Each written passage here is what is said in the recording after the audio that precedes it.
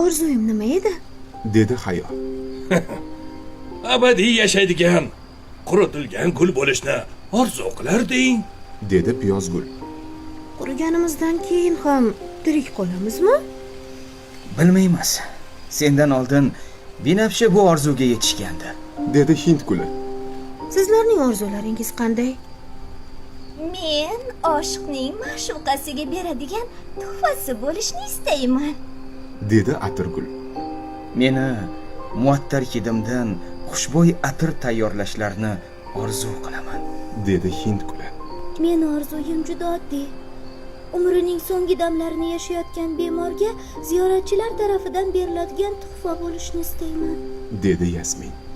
Meni orzuyim esa ehtimol yana bir bor Arandas bilan ko'rishishdir. Kim u? Hamma hayron qoldi.